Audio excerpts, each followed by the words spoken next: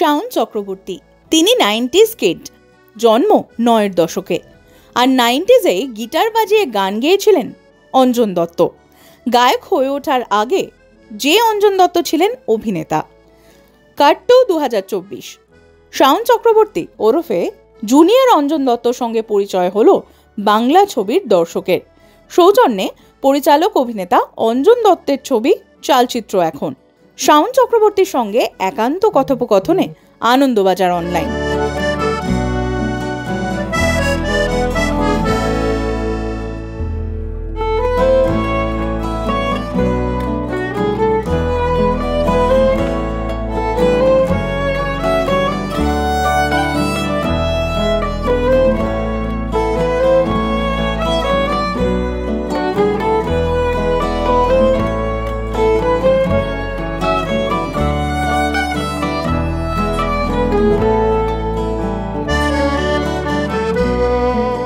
অনেকেই দেখলাম জুনিয়র অঞ্জন দত্ত বলছেন তোমায়, তো তুমি কিভাবে নিচ্ছ সেটা? জুনিয়র অঞ্জন দত্ত শুধু না, মানে এমনও হচ্ছে ইনফ্যাক্ট বন্ধু বান্ধবদের মধ্যে যে সানগ্লাস আগেও পড়তাম এখন পড়লে মনে হয় যে এটা অঞ্জন দত্ত, মানে এইগুলো মানে, বা ধরো একটা কালো শার্ট পরলে আর ডেনিম পরলে এমনি বলছে তো পুরো সবকিছু অঞ্জন দত্তর মতো হয়ে যাচ্ছে। আরে আরে ভাই, এটা আমি এমনিই পড়ি, মানে এখন ওই একটা হয় আর ওনার যে সিগনেচারস গুলো সেগুলো করলে এখন সেই সমস্যাটা হচ্ছে।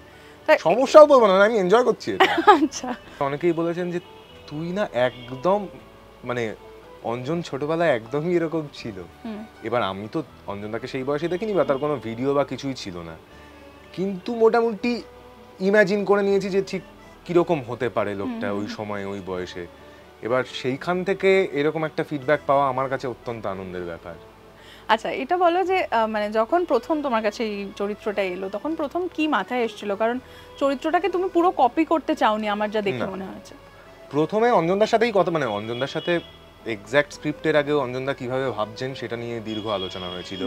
তো তাতে একটা জিনিস আমার তার আগে একটা নিজের একটা ক্রাইসিস হচ্ছিল যে যে মানুষটার চরিত্রে অভিনয় করব সেই মানুষটার সাথেই স্ক্রিন শেয়ার করব, এবং অঞ্জনদার বাজারে প্রচুর মিমিক্রি আছে, ভালো হোক খারাপ হোক বিভিন্ন মানের বিভিন্ন রকমের মিমিক্রি আছে। তো সেই ক্ষেত্রে সিনেমার অভিনয় তো কখনোই মিমিক্রি নয়, মানে দুটো কমপ্লিটলি আলাদা ধরনের জিনিস। সেই ক্ষেত্রে তাহলে অ্যাপ্রোচটা কি হবে? এবার অঞ্জনদার মতো এরকম মানের একজন অভিনেতাকে সামনে থেকে পাচ্ছি অভিনয় নিয়ে কোনো একটা সাজেশন নেয়ার জন্যে। তো অঞ্জনদা বলেছিলেন যে তুই যেটা কর বেসিক এসেন্সটা ধর, বেসিক অ্যাটিটিউডটা ধর, ওইভাবে এক্স্যাক্ট হাবভাবগুলো চলে আসবে টুকটাক কিছু কিছু কিছু কিছু নিজের মতো করে তুই তারপর দেখ। এইবার প্রচন্ড যে আমাকে বারবার বলে দিয়েছেন এটা কর ওইটা কর, এটা করিস না এটা কর, এইটা অঞ্জনদা করতেন না। অঞ্জনদার অ্যাপ্রোচটা অন্য রকমের, মানে অঞ্জনদা নানা কিছু জানাতেন আমাকে, কিন্তু এক্স্যাক্টলি আমি কি করব সেটা অঞ্জনদা কখনো বলেননি, এবং সেই স্বাধীনতাটা আমার ছিল। আমি যেটা করেছিলাম অঞ্জনদার কিছু কিছু হাবভাব নিয়ে এবং ছেলেটার বেসিক ক্রাইসিসটা কি সেইটা ধরা, মানে কিরকম টেক্সট পড়ছে, কি ভাবছে, তার বিশ্বাসের জায়গাগুলো কিরকম, সেইটা ভেবে নিয়ে নিজের মতো করে ইমাজিন করে নেওয়া যে ওই লোকটা কিরকম হতে পারে, ওই ছেলেটা কিরকম, মানে আমি যদি ওই ছেলেটা হতাম কিরকম হতাম। ঠিক। তো কখনো জিজ্ঞেস করেছিলে অঞ্জনদাকে যে এত তো স্টার আছেন বা এত ওনার পরিচিত অভিনেতারা রয়েছেন, ওনার পছন্দের অভিনেতারা রয়েছেন, কিন্তু তোমাকে উনি বাছলেন কেন ওনার ক্যারেক্টারের জন্য? এইটা জিজ্ঞেস করেছিলাম কিনা আমার মনে নেই, কিন্তু মানে উত্তরটা আমি জানতাম, কারণ অঞ্জনদা এই উত্তরটা এমনি দিয়েছিলেন। অঞ্জনদা একজন তুলনামূলকভাবে নতুন মুখ চাইছিলেন, যাকে প্রচুর লোক চেনে না, কারণ খুব পরিচিত মুখ হয়ে গেলে এইরকম একজন পরিচিত মানুষের চরিত্রে অভিনয় করতে গেলে অনেক সময় না অনেক ব্যাগেজ বড় হয়ে যায়। সেই ক্ষেত্রে তার একটা নিজস্ব ইমেজ, সেইটা ছাপিয়ে এসে অন্য একটা লোক নানা রকমের মানে ফালতু জিনিসের ক্ষেত্রে ব্যাপারটা ঘুরে যাওয়ার একটা সম্ভাবনা থাকে। সেই জায়গা থেকেই মূলত অঞ্জনদা চাইছিলেন একদম নতুন একটা ফ্রেশ মুখ, যাকে সেইভাবে লোকে চেনে না। একটা পার্টিকুলার শটের কথা জানতে চাইবো, যেটা একদম লাস্টে দেখা যাচ্ছে ছাদে গিয়ে অঞ্জন দত্ত মৃণাল সেনকে জড়িয়ে ধরছেন। তোমার কাছে ওই সিনটার কি ব্রিফ ছিল? এইটা না আলাদা করে ওই সিনটার জন্য কোনো ব্রিফ সেরকম ছিল না। এবার এটা নিজের আন্ডারস্ট্যান্ডিং, কারণ অঞ্জনদা না অ্যাক্টরদের ছেড়ে দেন জেনারেলি, যে আর খুবই চান যে যেন একটারা প্রশ্ন করে যাচ্ছে এইটা কি করব, ওইটা কি করব, সেটা কি করব, এবং প্রশ্ন না করলে রেগেও যান, এবং সঙ্গত কারণেই রেগে যান। তো লাস্ট সিনের জন্য আমি একটা জিনিস বলবো, সেটা হচ্ছে যেদিন শ্যুটটা হয়েছে সেটা তার পরের দিন হওয়ার কথা ছিল। এইবার লাঞ্চের সময় আমার অঞ্জনদা বলতেন যে এরপরে কিন্তু ওই সিনটা যাবো। সর্বনাশ, আমি তো মানে এই মুহূর্তে তো আমি ভাবিনি এই সিনটা হবে, আর যেহেতু লাস্ট সিন, তখন তাড়াতাড়ি খেয়ে দিয়ে ছাদে দৌড়ে গেলাম, মানে যে ছাদে হচ্ছে, যাতে তখনও বাকিরা গিয়ে লাইট সেট করা বা অন্য জিনিসগুলো সেট করার আগে গিয়ে একটু যাতে নিজের মতো থাকা যায়। তো তখন একটু নিজের মধ্যে ওরা ঢুকছি নিজের মতো একা থাকছি। এইবার আমাদেরই এক বন্ধু এই সেটেই, মানে মজার গল্পটা বেসিক্যালি, গিয়ে মানে একটু চোখ দিয়ে জল পড়ছে। এবার ও আমাকে দেখেছে দূর থেকে কোথাও একটা, বলছে কি হয়েছে ভাই, তুই কাঁদছিস কেন? আমি কিছু না। না না বল। আমি কিছু না, তুই নিচে যা না প্লিজ, এখন বিরক্ত করছিস কেন? পরে গিয়ে বলেছিস ভাই ভুল বুঝিস না, মানে বলতো না না সরি ভেবেছে অন্য কিছু, ও ভেবেছে যে হঠাৎ করে কাঁদছে কেন, কি কেউ বকেছে না কি হয়েছে হঠাৎ করে, এই আর কি। মানে আলাদা করে সেরকম কোনো ব্রিফ ওই সিনটা ছিল না। আর যেহেতু মৃণাল সেনের সাথে অঞ্জন দত্তর সারাক্ষণই একটা ঝগড়া হতো, মানে তোমার সাথে অঞ্জনদার এরকম কোনো বিষয় হয়েছে অফ দ্য স্ক্রিন? ঝগড়া হয়নি, তবে মানে অঞ্জন দত্ত এবং মৃণাল সেনের যতটা তর্ক হতো ততটা তর্ক আমার আর অঞ্জনদার হয়নি, কিন্তু তর্ক হয়েছে এমনিতে। মানে কারণ একটা লোক অ্যালাউ করছে তোমায় তর্ক করতে, কথা বলতে। তর্ক মানে তো ঝগড়া বা মানে কলহ সেটা তো নয়। ডিবেট খুব হেলদি একটা বিষয়, খুব ইন্টারেস্টিং একটা বিষয়। এবার সেটা অঞ্জনদার সাথে করা যায় প্রচণ্ডভাবে এবং খুব এনজয় করে করা যায়। আর মৃণাল সেন তোমাকে কিভাবে ইন্সপায়ার করে? মৃণাল সেন দেখো, সত্যি কথা বলতে আমি যত ছোটবেলা থেকে সত্যজিৎ রায়ের লেখা পড়েছি বা সিনেমা দেখেছি, বা ঋত্বিক ঘটকেরও ধরো অযান্ত্রিক যদি বলি বা বাড়ি থেকে পালিয়ে যদি বলি, এই সিনেমাগুলো ছোটবেলায় দেখেছি। এবার আমি বলবো না যে মেঘে ঢাকা তার আমি খুব ছোটবেলায় দেখেছি, এটা ফালতু কথা আমি একদমই বলতে চাই না। কিন্তু মৃণাল সেনের কোনো সিনেমাই আমি মানে আমার শৈশবের সাথে সম্পর্কিত না, পুরোটাই কৈশোরের শেষ থেকে শুরু করে তার পরবর্তীকালে দেখা। ফলত তখন আমার এক ধরনের জ্ঞান বোধ বুদ্ধি হয়ে গেছে।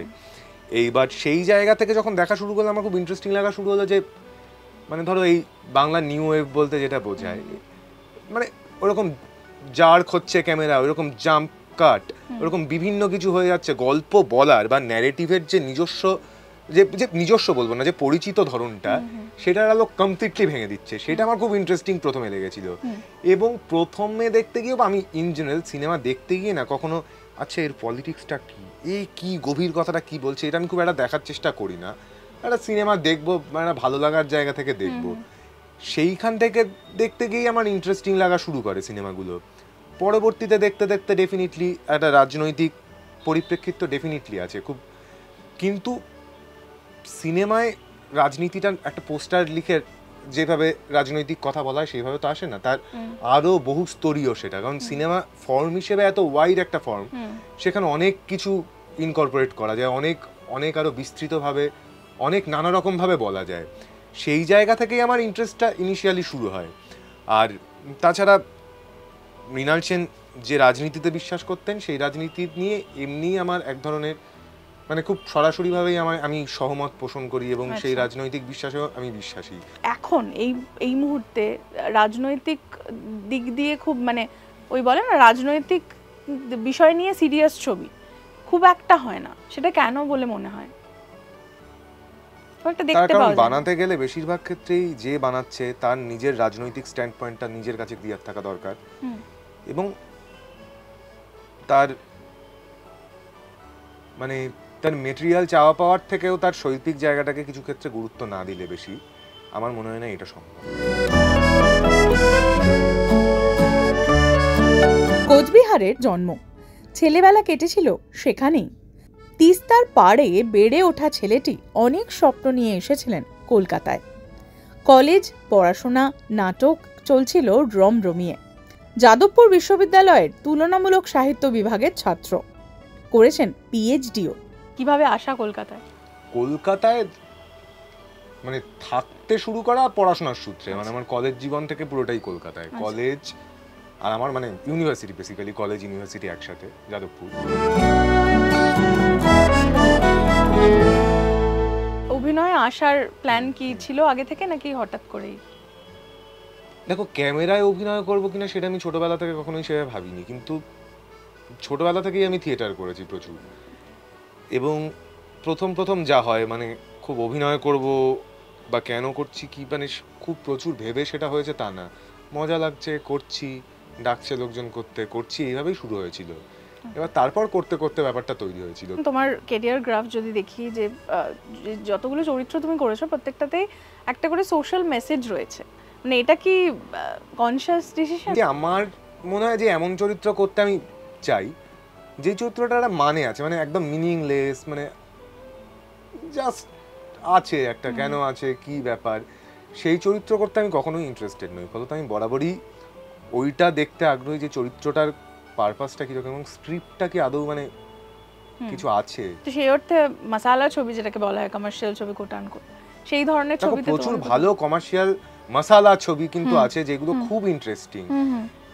সেই রকম কাজ যদি খুব ইন্টারেস্টিং খুব ভালো কমার্শিয়াল কাজ হয়, আমার কমার্শিয়াল নিয়ে কোনো সমস্যা নেই, মানে ভালো কমার্শিয়াল হলে ডেফিনেটলি আমি ইন্টারেস্টেড। আর এই যে ধরো ওয়েব সিরিজে তুমি কাজ করেছো, ওয়েব সিরিজে এখন প্রচুর নতুন প্রতিভাদের জন্য বিশেষ করে প্রচুর স্কোপ রয়েছে এবং সেটা বলিউডেও। তো তোমার কোনো প্ল্যান আছে বলিউডে যাওয়ার? ডেফিনেটলি, মানে আলাদা করে প্ল্যান বলবো না, কিন্তু ডেফিনেটলি তো লোকে চায় আরো বড় স্কেলে আরো বেটার, মানে বেটার বলতে বলছি ইন্ডাস্ট্রি হিসেবে তো বলিউড অনেক বড় কলকাতার তুলনায়, তো ডেফিনেটলি এক্সপ্লোর করতে চাইবো আমি সেটা। আর ওটিটি এবং বড় পর্দা এই দুটোর ডিফারেনশিয়েট করো, মানে কাজ যখন আমি করি না, কারণ ডিফারেনশিয়েট কিসের ভিত্তিতে করব? কারণ প্রথমত দেখো এখন হলে গিয়ে লোকজন সিনেমা দেখতে যায় না খুব একটা, তার কারণ অল্প বয়সীদের, মানে আমি আমার বয়সীর কথাই বলছি, আমার বন্ধু বান্ধব বা আমার দাদা দিদিরা, তাদের পক্ষে এখন একটা ওইরকম দুপুরবেলা বা সন্ধ্যেবেলায় বেশিরভাগ সময়তেই একটা সিনেমা হলে যাওয়া সম্ভব হয় না, কারণ বেশিরভাগই কর্পোরেট চাকরি করছে এবং সেখানে লাইফস্টাইলটাই বদলে গেছে। মানে ধরো আমার বাবা মায়ের সময় কটা লোককে রাত জেগে কাজ করতে হতো, কিন্তু আমার সময় দাঁড়িয়ে দিনেও লোকে যেরকম কাজ করছে রাতেও লোকে সেরকম কাজ করছে, পুরো ব্যাপারটাই ঘেটে গেছে পুরো। এবার সেখানে দাঁড়িয়ে ওইরকম হলে গিয়ে লোকে সিনেমা দেখতে যাবে, আর প্লাস আমি যদি ঘরেই একটা বিশাল বড় টিভির মধ্যে দেখতে পাই তাহলে কেনই বা হলে যাব।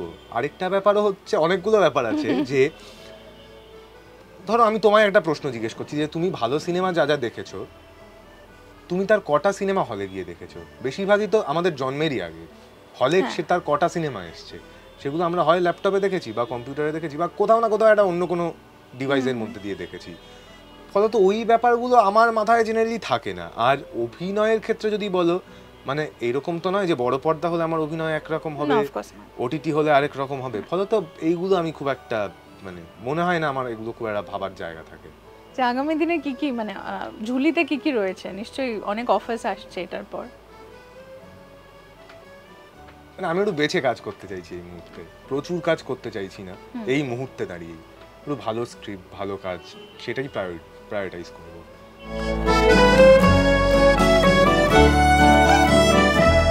প্রচুর ভক্তকুল তৈরি হয়েছে যারা প্রচুর প্রশ্ন করছেন, তো সেক্ষেত্রে দাঁড়িয়ে তোমার একটু যদি বলো যে তোমার পার্সোনাল লাইফে এখন কি অবস্থা, মানে তুমি সিঙ্গেল না কমিটেড?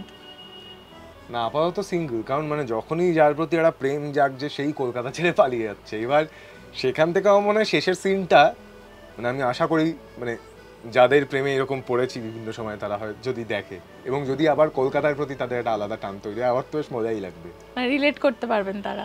ডেফিনেটলি রিলেট করতে পারবেই, কিন্তু মানে এই যে কলকাতা ছেড়ে চলে যাচ্ছে এবং তারপরে নিজের একটা সিনেমা বেরোচ্ছে যেখানে একটা ছেলে বলছে যে আমার কলকাতা ছেড়ে কিছুতেই যেতে ইচ্ছে হচ্ছে না, সেটাই বরং আমার কাছে অনেকটা পার্সোনাল সেই ব্যাপারটা।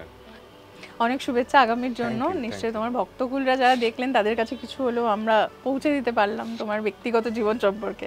Thank you so much. Thank you.